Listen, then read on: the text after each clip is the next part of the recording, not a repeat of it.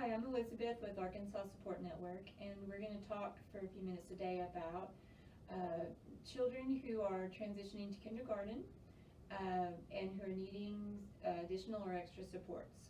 So all kids need help and support when they go into kindergarten.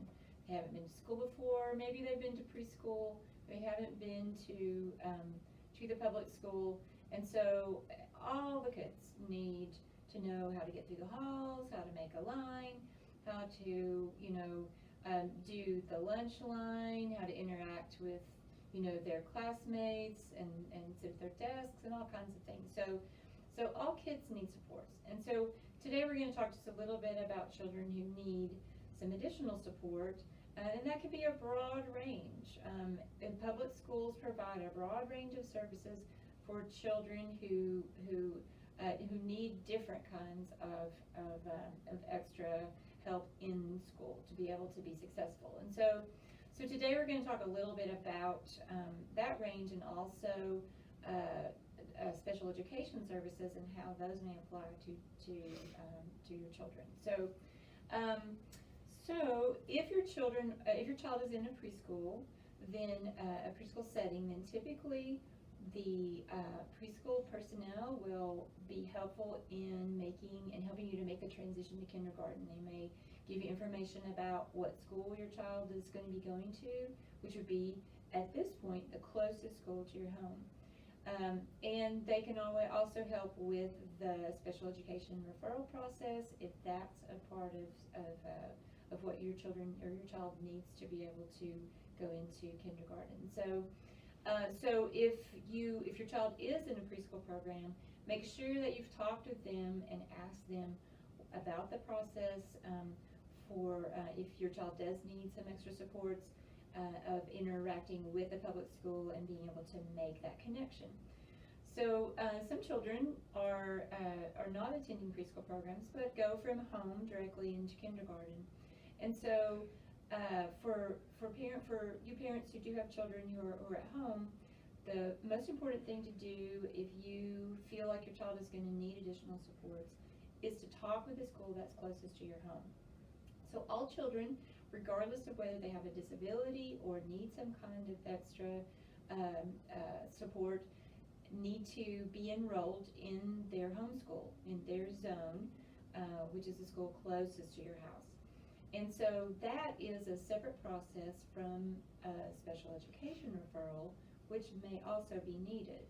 So if your child is at home but is receiving therapy, speech therapy, occupational therapy, physical therapy, has been identified as having a developmental delay possibly, or some other developmental disability, then it'll be very important for the school to know about your child and about their needs.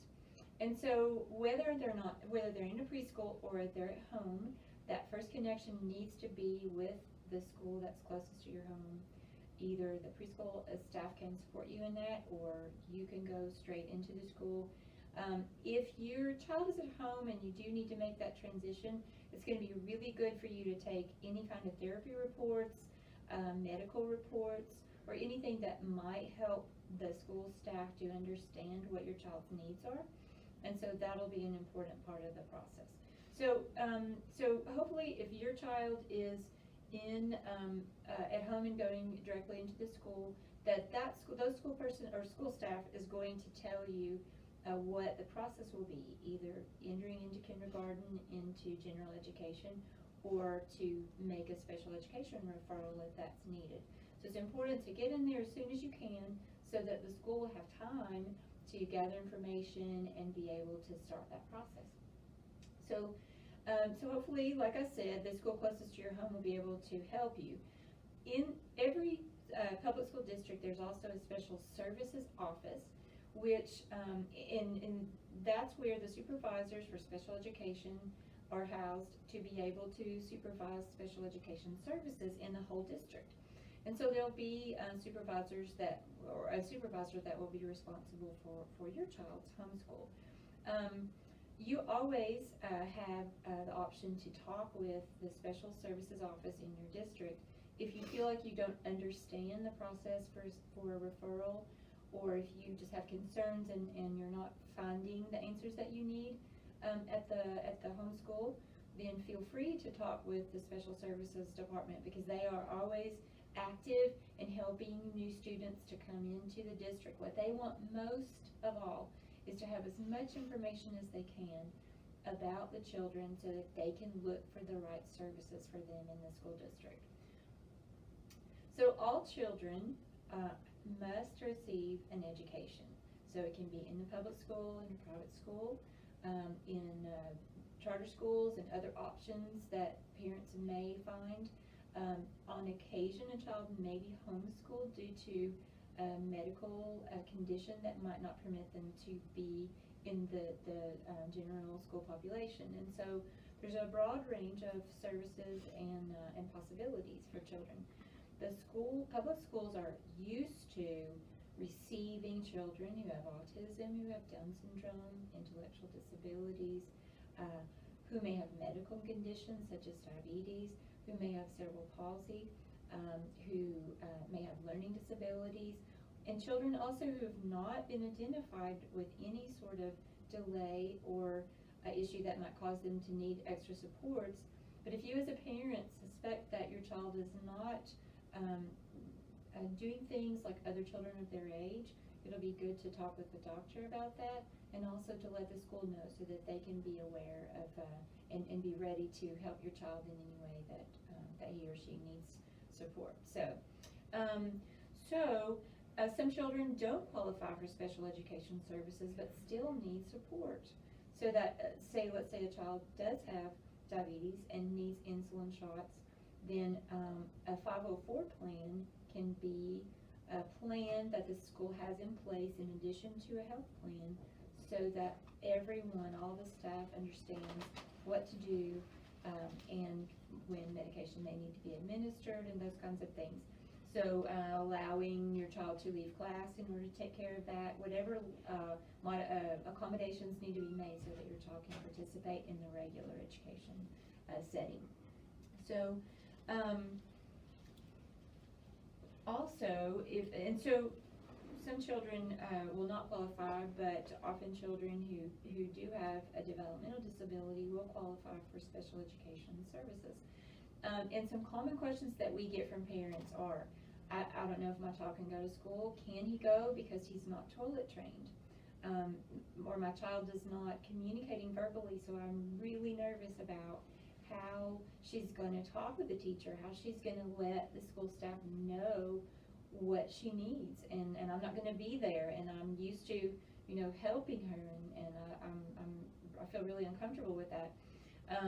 Or say your child may get very frustrated due to having difficulty communicating, and so may tend to hit or scratch or pull hair when he is frustrated, or she may tend to run if she's nervous about something, or even see something that she is interested in and doesn't understand that it's dangerous, to go out the door or to go into the street. And so all of those concerns are really common for parents who do have children with developmental disabilities, or with some issues that cause them maybe not to comprehend the setting that they're in, or what to do, not knowing what to do.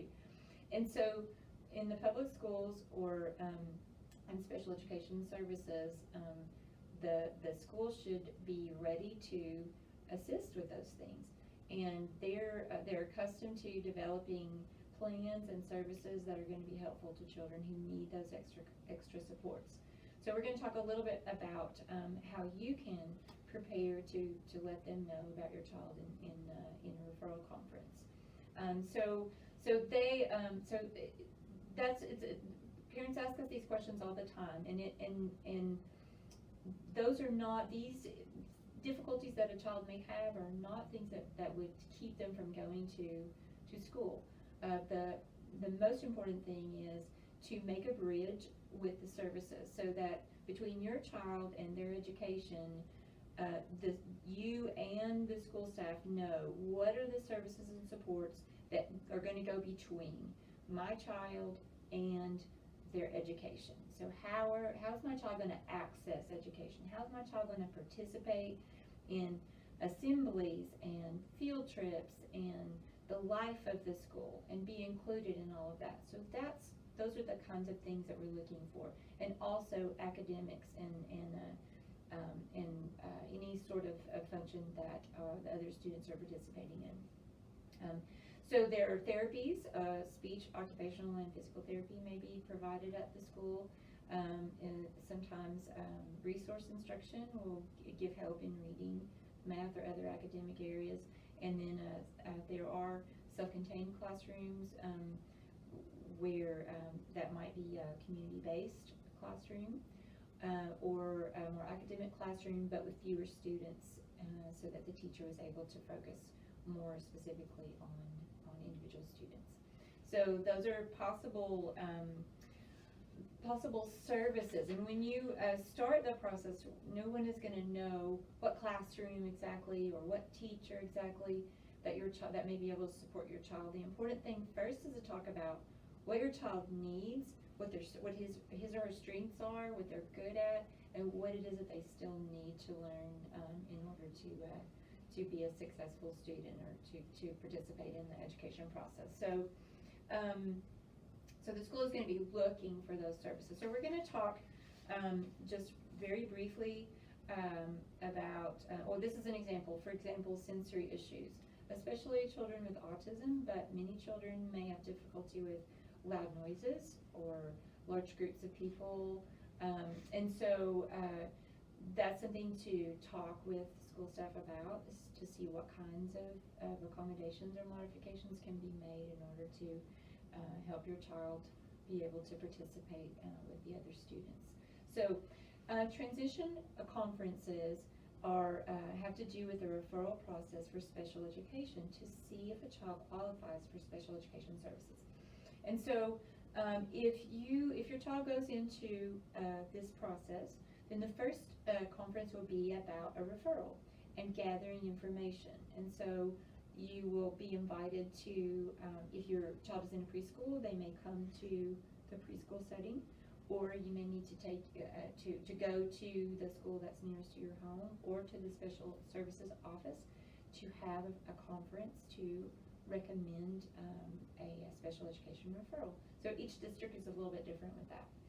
And so at that referral, you would sign consent to evaluate in case there's additional evaluations that need to be done. And the school then will take care of that and schedule with you, or go to the preschool if your child is in preschool to be able to do that additional testing. And so then there will be a second conference, typically before the public school year ends. And at that conference, then you'll be invited to come, talk about the results or hear the results of the evaluations, and to talk about what services are available based on what the school has found out about your child and his or her needs. And so at that time, then they can say, well, your child does not qualify for special education services at this time. This is what we're thinking as far as additional supports. Or they might say, yes, based on our criteria, your child qualifies for special education services, and so here are options, or here's what we're proposing in order to give your child the support he or she needs. And so so those conferences will be very important for you to attend and to participate in. So we're going to just give you a little bit of information, some suggestions about how to get ready for those conferences, for any school conference that you may have from now on. If your child does qualify for special education services or a 504 plan, then those have to be reviewed every year, and so this information can help you in any conference that you attend. So write down your questions and concerns. Very first thing, as you're waiting for a conference to happen, maybe you've already had the first referral conference and you're waiting on the second one. Any conference that's pending, write down your questions and concerns in a notebook, or if you'd rather do it on notes in your phone, your iPad, or whatever digital format you may have, to have those questions listed. Because when you get into a larger setting with several people from the school, there's a lot of information, there's a lot of talking. So you're trying to absorb a lot, and when they come to the moment where they ask you if you have any questions, you may not remember them, and that's really normal.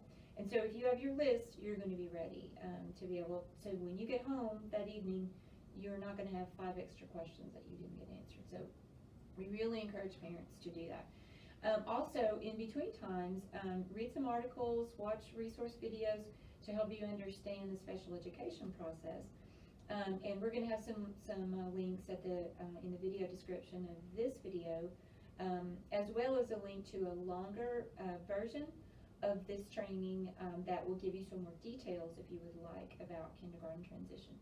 Another idea is to invite another person to go with you. If you can take your spouse or your partner with you, you're able to show the school that you are a united family. If you are a single parent, or if your spouse or partner is at work and not able to attend, or you're a grandparent, whoever, it's always okay to invite. You can invite an advocate, a friend, another family member, someone that can be beside you and witness the conversation, be able to help you remember things, and to help you ask your questions if you start to feel like you're that you need that support. So it just helps.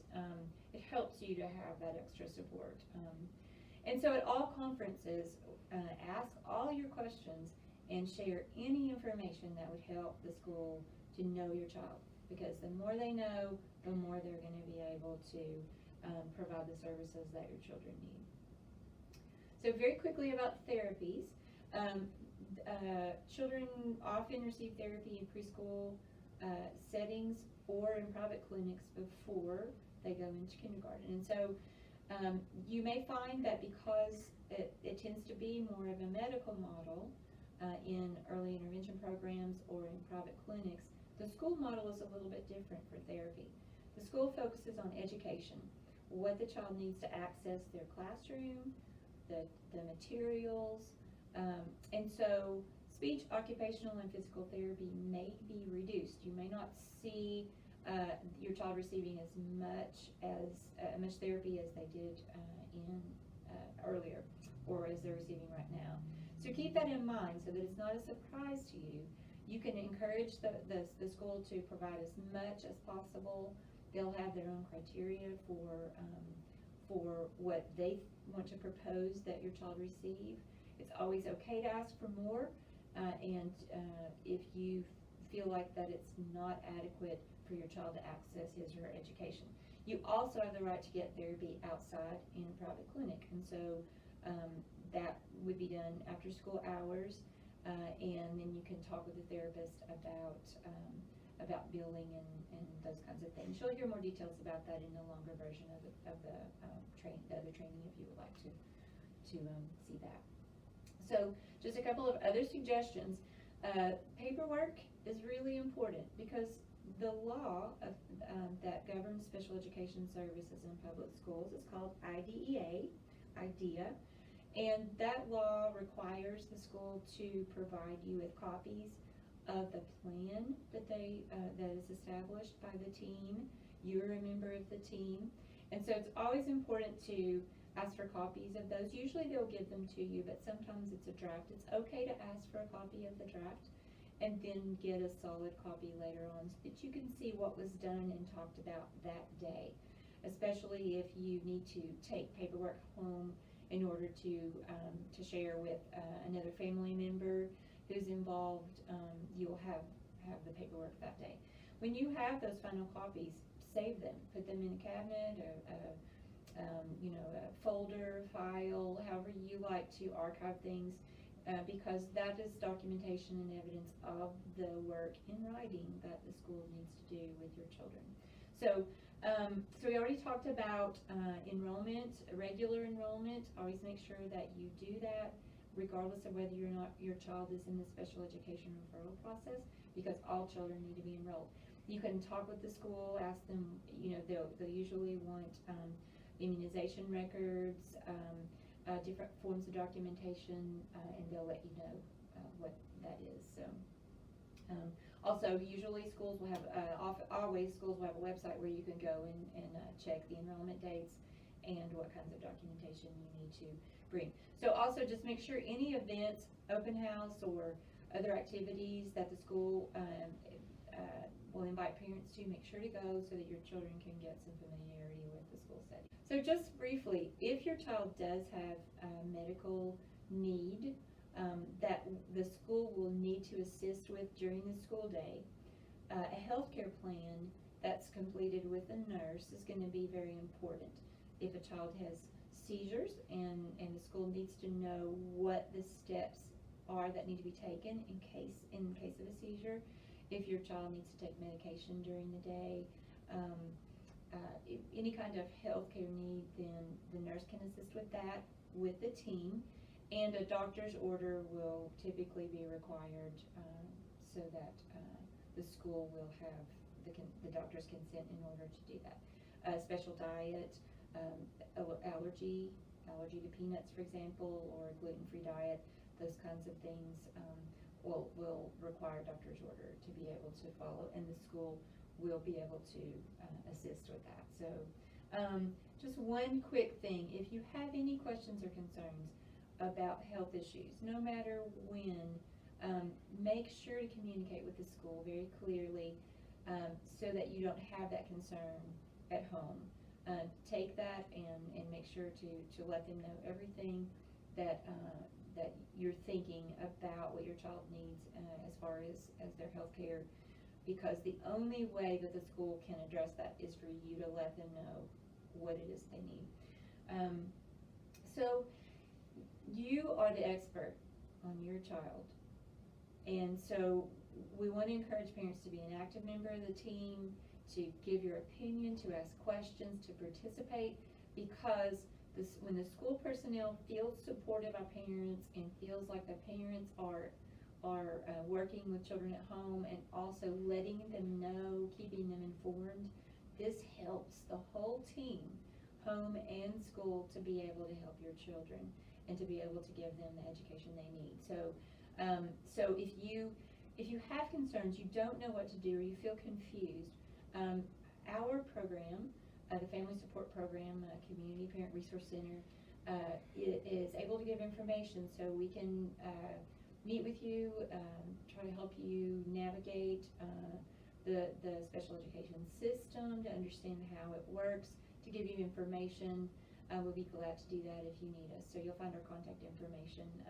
We also will have a couple of links on the video description of the PACER Center, which is a parent center, and also the Parent Center Hub, which are two credible resources for parents to look for articles and videos about all these issues. So we're going to credit them for a part of this information that we're presenting today. So thank you very much for your time, and we hope for the best for your child's transition. Let us know if we can do anything to assist, and don't be afraid to ask questions, and go to school and introduce them and get that process started so that your children can receive the most support and be the most successful possible in the school. So thank you.